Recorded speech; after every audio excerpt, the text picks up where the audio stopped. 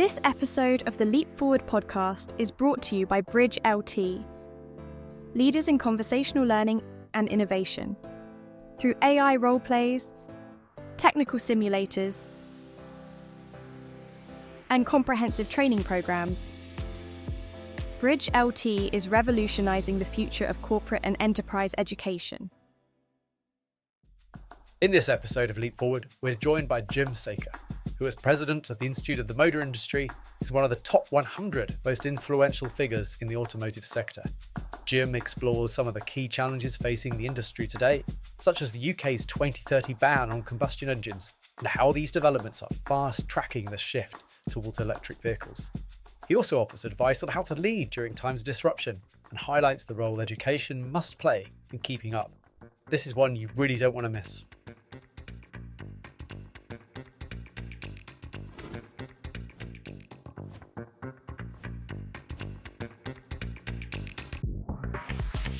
So I'm delighted to be welcoming to Bridge's Leap Forward series of podcasts, Jim Saker. Jim, welcome. Thank you. You are one of the Power 100 top most influential people in the automotive sector. You have an incredible background. You're advising government. I would love, first of all, just to hear a little bit about your career journey to date. Okay, yeah. I was brought up down the Old Kent Road, the cheapest place on the Monopoly board. Not far from here. Yeah, indeed, yes. And I came out of South London. A couple of friends of mine used to work for the Crays, the Cray twins. But I came out of South London through the motor industry and the academic route. And I worked in the industry for a period and found that I was getting 1 year's experience 30 times over. And I'd always felt a kind of calling to the idea of people fulfilling their potential. So I thought it might be a good idea to think about teaching. So part-time I taught in a local Borstal or young offenders centre, which is what they're now called. Meant that basically if you could survive there, you could survive anywhere. You did have a captive audience, but it was worked well. And eventually, through progression, ended up at Loughborough University and founded the Myra business unit there, which was a research unit looking at the transformation of technology into commercialized product, etc. So that was the sort of the aim of that. And then around about mid-1990s, I launched the world's first degrees in retail automotive management along with Ford. And for 5 years, we were very much Ford dependent. And then went all makes after 5 years and offered programs around the world in sort of the Far East and Middle East. We had people flying in from around the world for the programs. And they really went on for 25, 30 years. And then I came to a point where I decided that it was a good time just to step back from that activity and became emeritus professor, which means that I have a lot more freedom to do different things. That's fascinating. And we're going to unpack and get a little bit deeper into some of those things as this conversation progresses. Before we do that, though, here we are. It's sort of summer 2024, I think. The rain's still coming. But what I'd love to do would be just to get a sense of the automotive market right now, with all of your experience and expertise. Could you try and sort of just paint a bit of a picture of where do you feel we are at the moment, and what are those sort of challenges and opportunities that you sort of see? I think chaos is a word I would describe at the moment. The change in technology. What tends to happen as soon as governments get involved, there becomes an issue. They start prescribing things, they start applying different things, and then it's very difficult to then, from a manufacturer or retailer point of view, say, well, where is the industry going? How is it progressing? So obviously the biggest one that hit the UK market was when Boris Johnson decided that 2030, no internal combustion engine vehicles were going to be sold. Why 2030? We've no idea. Completely random. And I think if you reflect back, when Henry Ford launched the Model T, he guaranteed the supply chain. What he did was basically bought a steelworks in Pittsburgh, a coal mine in Michigan, and had a plantation in Brazil, and therefore guaranteed the infrastructure, the supply chain to actually make the Model T. When Boris Johnson decided on 2030, he didn't bear any resemblance to any thinking about the supply chain, and basically handed the UK market over to China, because you've got a situation with China whereby they control 95% of battery supply. There's, magnificent strategy, their Belt and Road strategy into Africa. I've just come back from Africa, but they very, very effective way in which they've got control over a certain number of African countries who supply the raw materials to make the batteries. So 80% of the world's cobalt comes from the Democratic Republic of Congo. So it's a kind of looking at that and going, well, that's really given a massive advantage to Chinese EVs, because if you ban ICE and also you don't accept self-charging hybrid, it becomes a big issue. On top of that, the companies that have been hit the worst, and bearing in mind it's 2030, 2035, depending on which variation of government you listen to. When it came to it, the companies that were hit the worst were the ones that were actually been, like Toyota, Ford, Vauxhall, the Stellantis, JLR. These are all companies that historically had been investing in the UK for the last 30 years, employment, etc. All of a sudden, they're having to switch to EV, and you're going, well, how does that work? If you haven't got the supply chain there, you're going to end up with a situation where they're going to get penalised. And so everybody this year, 22% is what the target everybody's trying to hit on EV sales. Otherwise, you get the 15,000 per item penalty. Everybody's going around saying, how do we manipulate that? So, to get down to that figure. So Ford are reducing supply of ICE vehicles into the country. So that impacts the staff, it impacts the people in the industry. And then you got JLR having to switch. They were 93% diesel and then had to swing across, and they're having to work with that. And Toyota, because of the issue that they self-charging hybrid, the Toyota, a company that's been the least carbon emitting car company, is getting penalised as well. And you're going, this makes no sense, because you're giving everything over to an EV suppliers, and they are controlled primarily by the Chinese infrastructure. And fascinating that you've sort of started at sort of the raw materials and sort of supply chain side. Thinking about that sort of, where you've obviously spent a lot of time as well over your career from a retail perspective and from a consumer perspective, what's the impact of that there? Well, we're having to move from being customer centric to be politician centric. You're having to do what the government wants, not what the consumer wants, and we're seeing quite a big pushback. The customers in the UK on the retail side are saying, well, actually, we're not quite sure we want EV. So that becomes a challenge. And customers are having to wait long periods of time for vehicles, which becomes a factor as well, because everyone's trying to manipulate to get the figures right so that you come out with a reasonable position and you don't get penalised at the end of the year. So it really is an awkward situation, both for the retailer, the manufacturer, and then you have the problem that the politicians are now getting back involved because they're saying, well, this presents an economic threat to the UK if China dominates. Biden and the US administration are talking about putting a 100% tariff on Chinese EVs. Europe today announced 38% tariff on those vehicles coming in, and so therefore there's a protectionism that's going to start creeping in, because people are saying, well, this momentum is placing us at a major disadvantage, and that presents a challenge.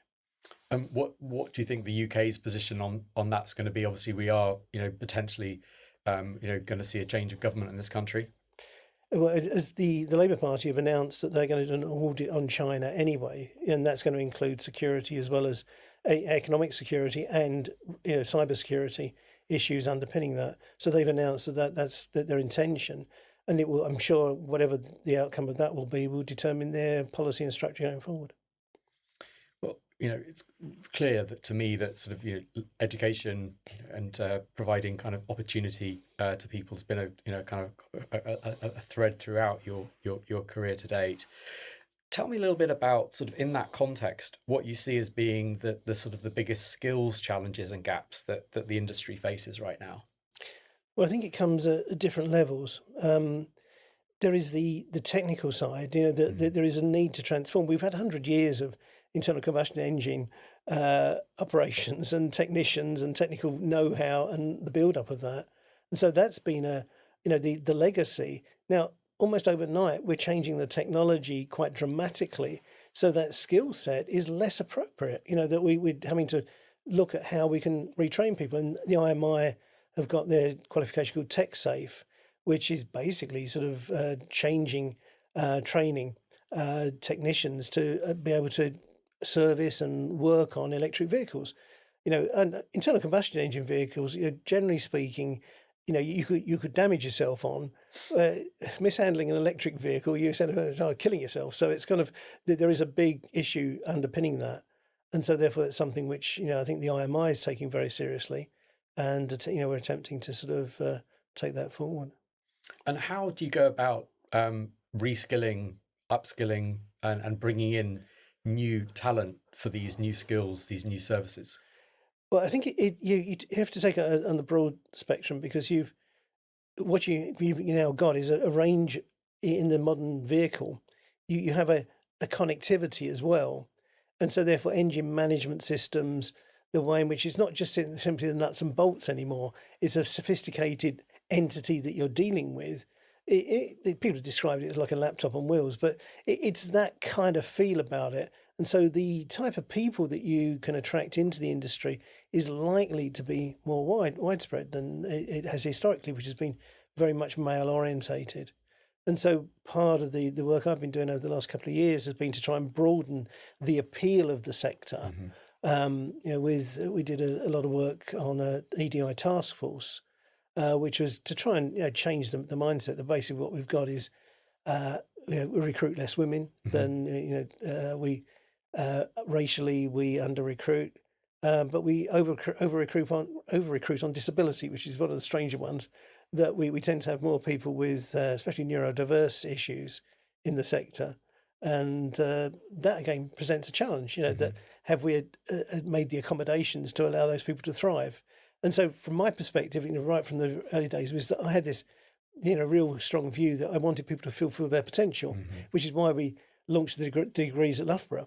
That what you had is a large number of very smart, intelligent people who maybe had fallen foul of the education system through whatever reason, and so therefore we offered these programs, and people were getting degrees, from a top 10 university, working full time and studying part time and doing it over 3.5 years.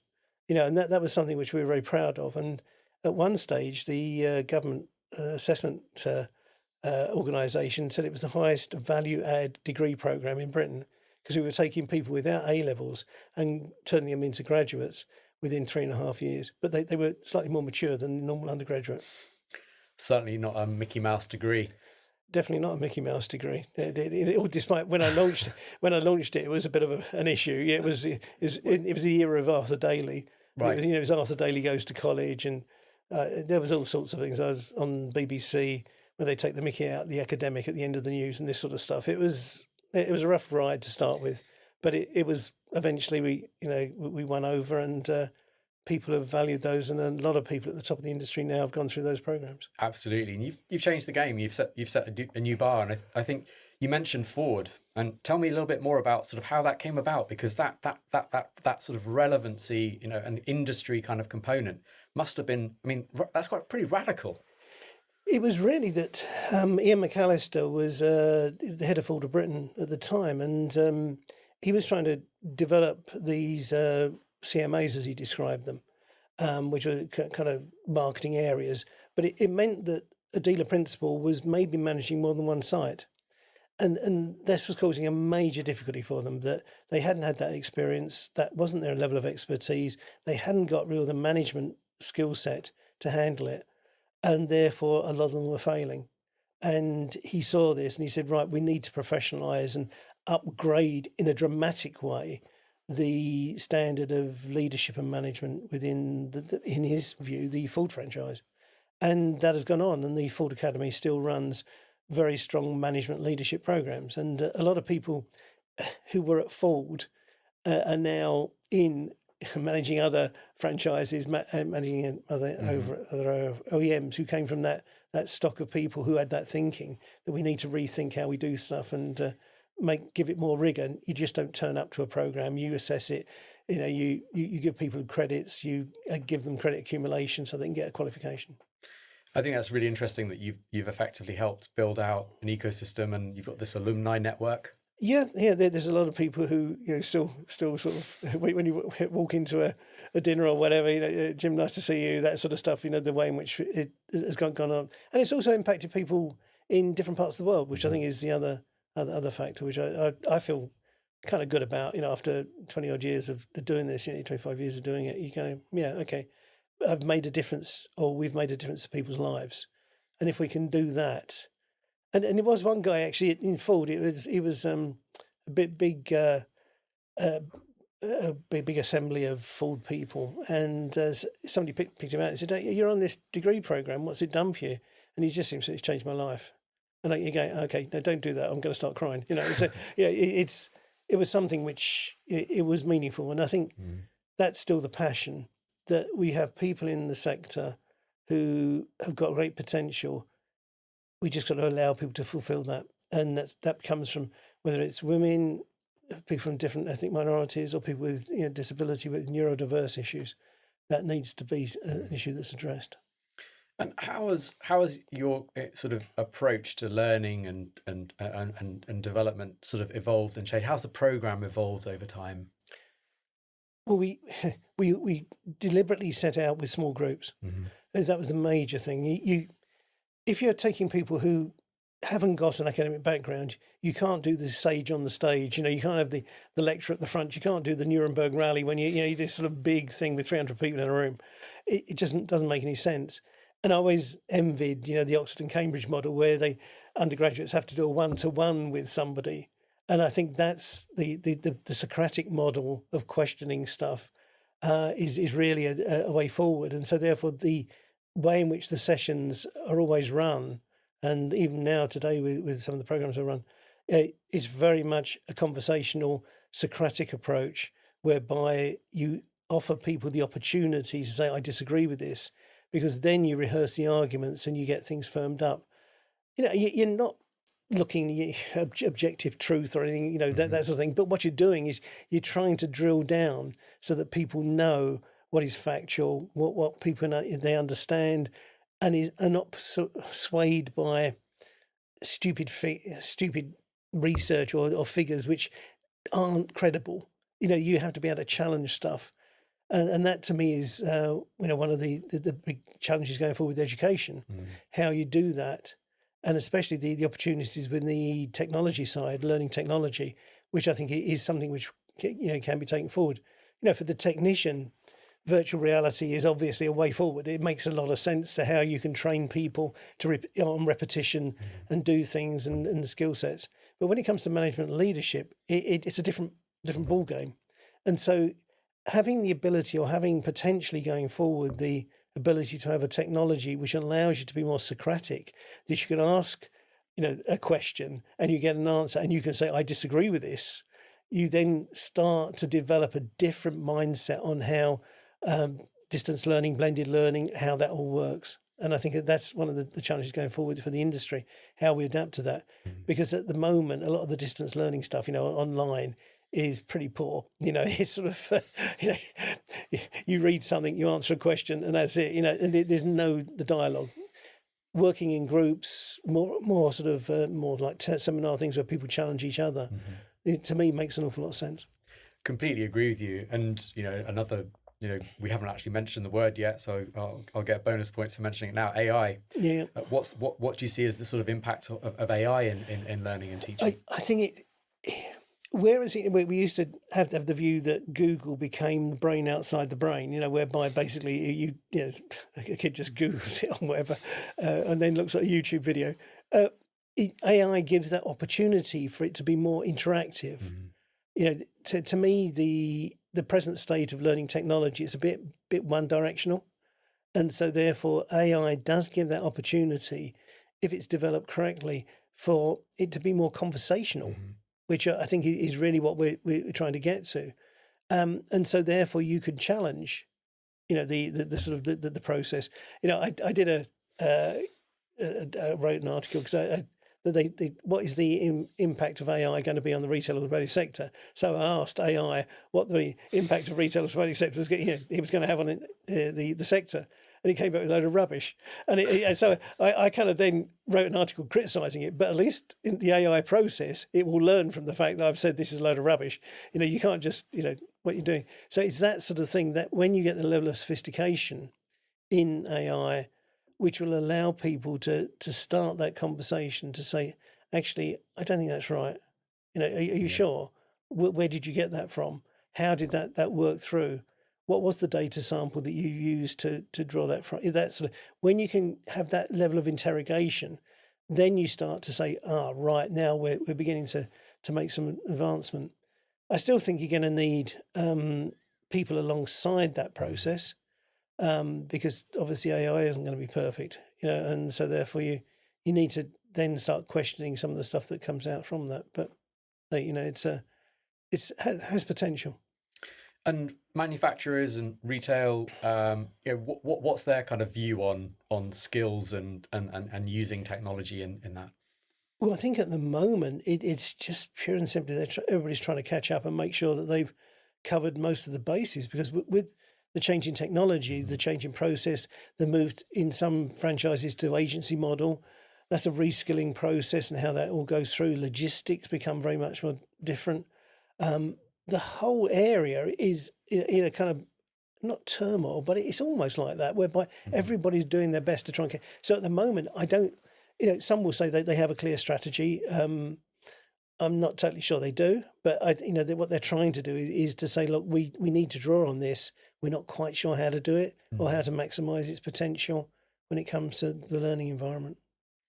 And you talked a little bit about sort of the technical kind of side of training, and what I'd really like to sort of unpack a little bit more around is how do you go about teaching management and leadership today?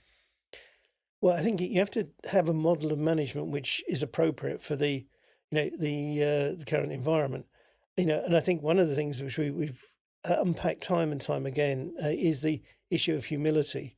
If you're going to be an effective leader, you don't know it all. And it's being able to listen, to be able to get to an understanding of where people are coming from, where vested interests are, and do how to disseminate that. It's a level of sophistication which is different to what it used to be. It used to be very much alpha male sort of approach to it. This is the industry. This is how we do it. This is the model. Don't question it. That sort of stuff.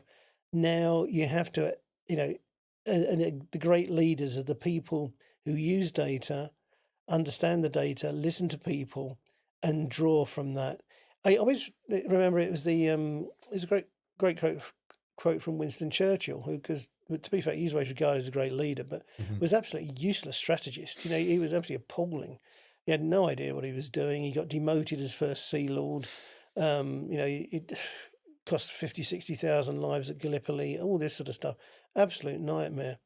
And he's actually quoted as saying, that I've had to eat many of my words, and I found it a very edible feast, because he actually started to take a more humble approach, and he identified what he could do, which was make speeches.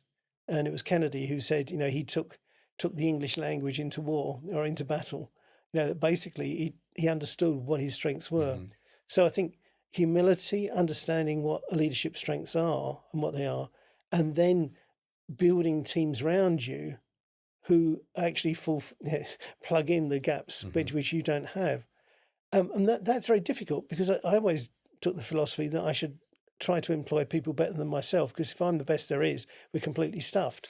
And so therefore, if the same approach, if you employ great people who can interact, who are equally humble, that you don't know it all, and you need to learn and continue to learn.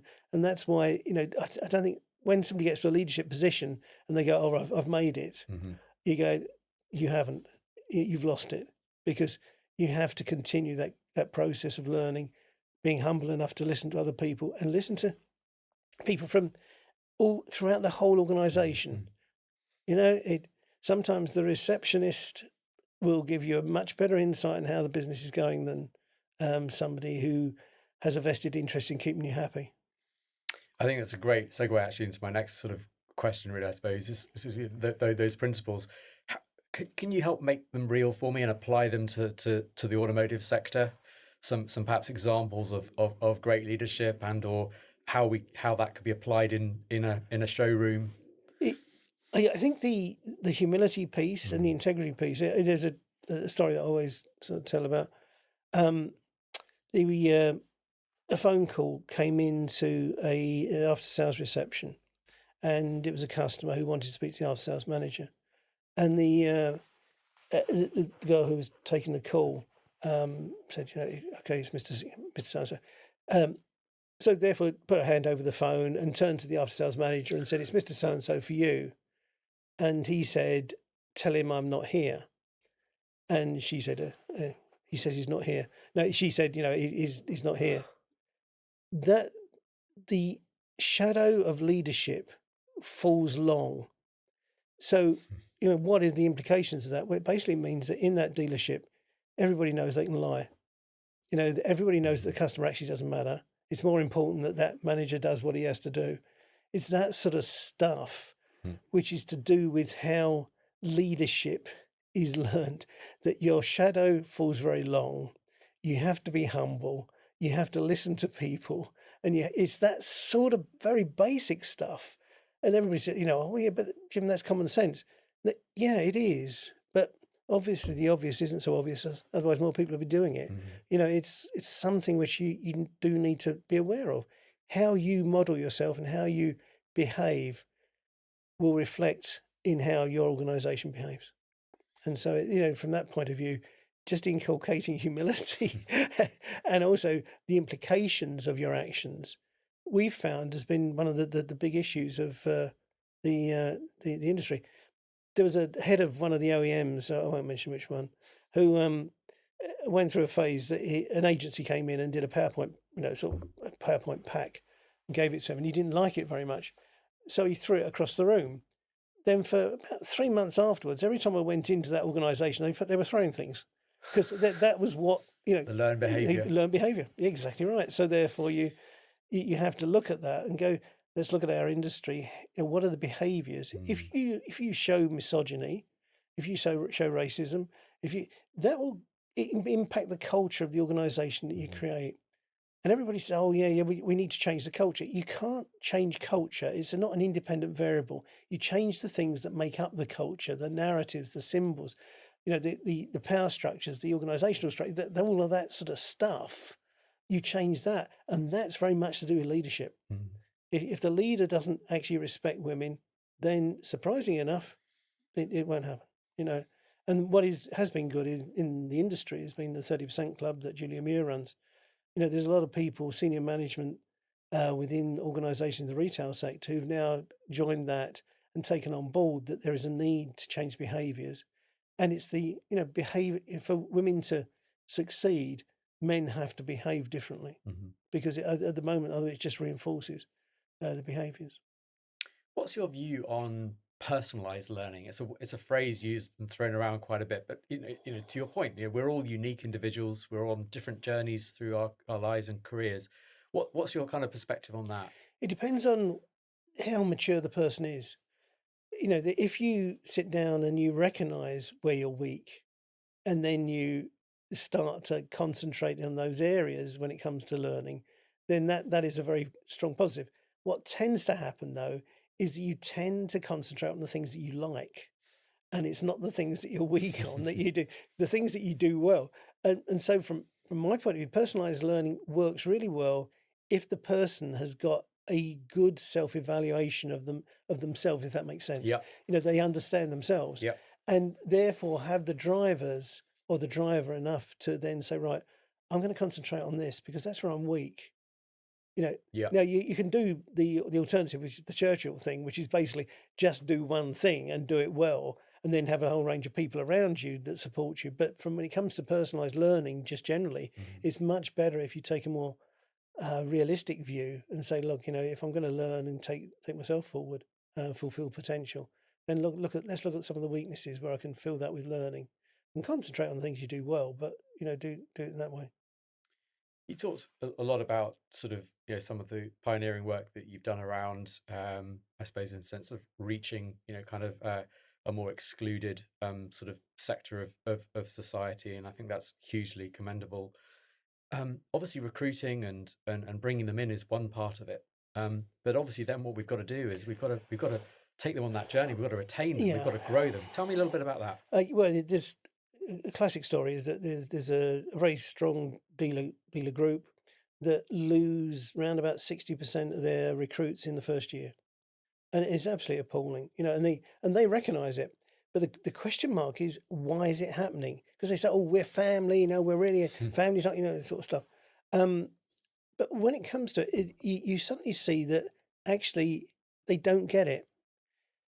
I had a situation where somebody fairly senior in the organisation had their son come to work for the organisation.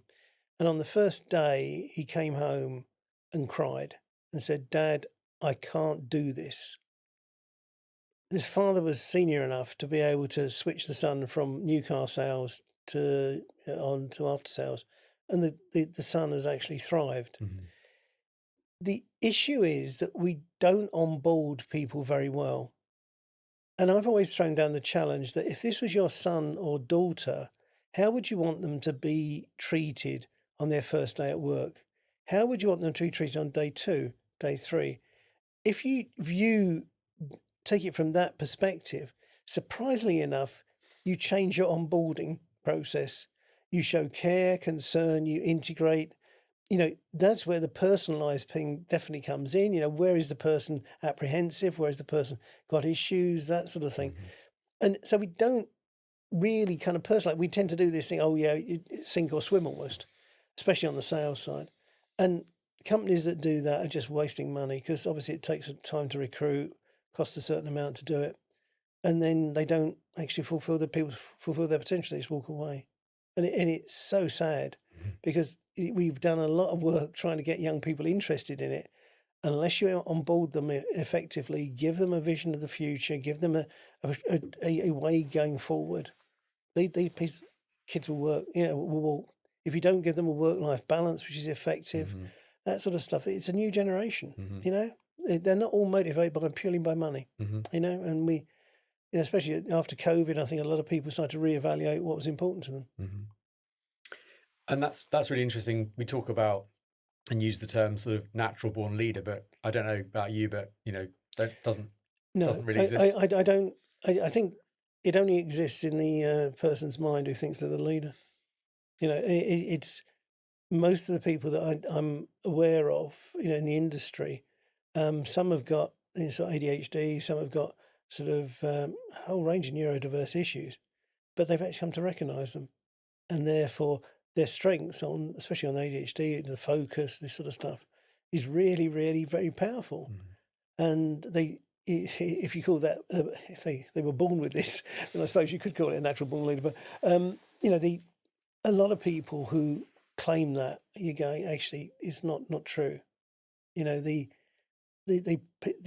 people who have longevity are people who've are driven by all means, and I fully understand that, but also have the integrity to understand their own weaknesses and be able to make things work.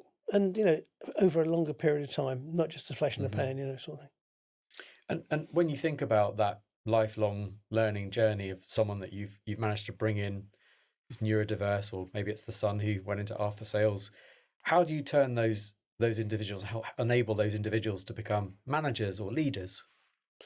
Well, because it becomes, if you have a program whereby this person has the potential and the will and the to do that, you create pathways. Hmm. It's not Hmm. difficult. It's had a classic case with a partially sighted student, and he said the problem is that most of the jobs that you have to fill out the form for says, "Have you got a clean driving license?"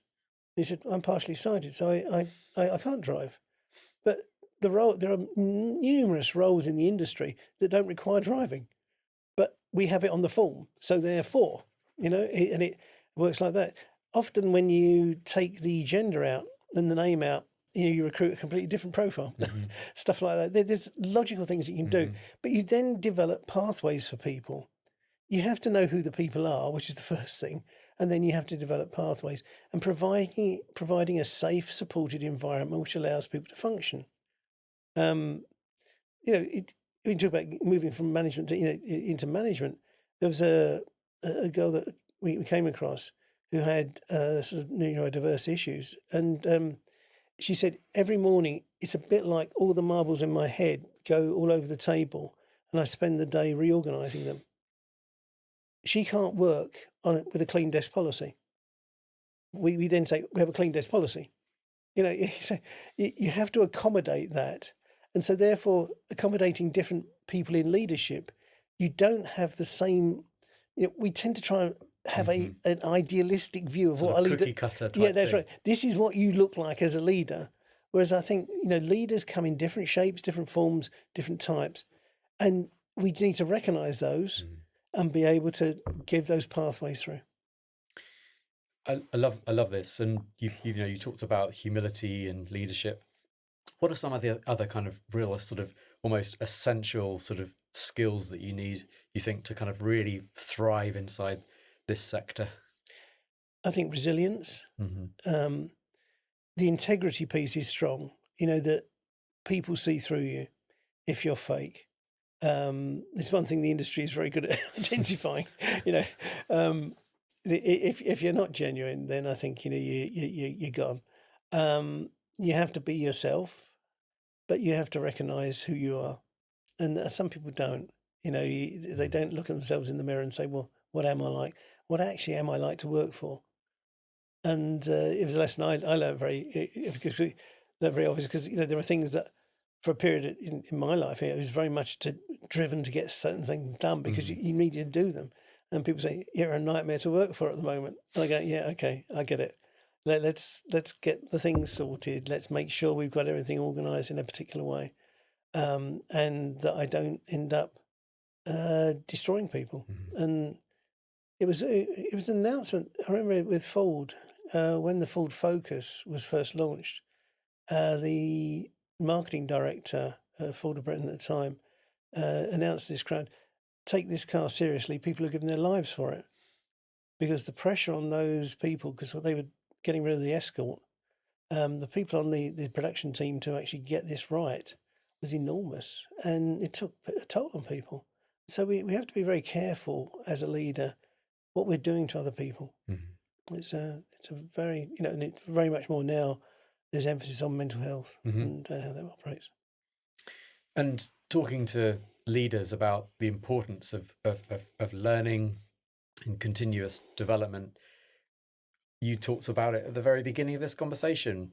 Chaos somewhat out there in the market right now, margin pressures. How do you get across the business case for this? Unless you come back to it, you have to have a strategy, and people don't often do that. If I walk around most organisations and say, what's the strategy? They give me the objective. They say, we've got to hit this target, do this, the rest of it. And that's not the strategy. It's how you're going to get there. And that's the thing which, from a leadership point of view, you have to be able to grasp. How are you going to get from A to B and explain that to your people? You can't just go, that's the objective. We go, okay, fine, but how are we going to get there? We don't know. And there are multiple ways of getting there. It's a bit like travelling from Leicester to Leeds. You can get. It depends on your resources. It depends on how long you got. The whole range of things. On how you go from Leicester to Leeds. That's strategy is very straightforward, but people don't get it. They set an objective, and to be fair, I learned a lot from Hannah Schmidt. I don't know if you know her. She's one of the senior strategists for Red Bull Formula One. And she describes strategy as being, there's a whole range of stuff out there that you have to understand. And the ability is identifying which are the ones which are really important for your purpose. You can get distracted by a whole load of other stuff. And so therefore, a strategist, and I claim that myself, is that you need to know a lot about everything. You don't need to be an expert in everything, but you need to have that overview so you can say, that's important, that isn't important. Yeah, this is how we develop, and this is where we're going to go forward. And that to me is one of those kind of real eye-opening moments. Once you realise what you're doing with this, how does it work? And as I said before, looking at counter-terrorism, the very difficult to, when you set the objective of counter-terrorism is for nothing to happen. Yeah.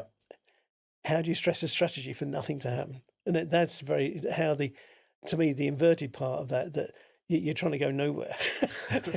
It becomes fascinating to try and work that one through. That is indeed fascinating. And looking forwards to the next generation, which you're focused on very much. If you were to give a piece of advice to someone listening to this interview, watching this interview, thinking about entering this industry, what would that advice be? Try and absorb everything, get the big picture, understand, read, listen, just be part of absorbing what it's about. Be humble in understanding what you don't understand. Basically, know what you don't understand and just seek advice. But it's a fantastic industry to be in. And it's one which is exciting. And that's why it becomes challenging. And at the moment, with the upheavals that are going on, with governments interfering with tariffs and foreign issues and a whole range of stuff, it's a great industry to be in if you've got the will and the understanding and the passion to get to grips with it. If you're not going to immerse yourself in it, don't bother, because it will overtake you and you'll get swamped. If you want to be part of it, then it's a fascinating industry to be in.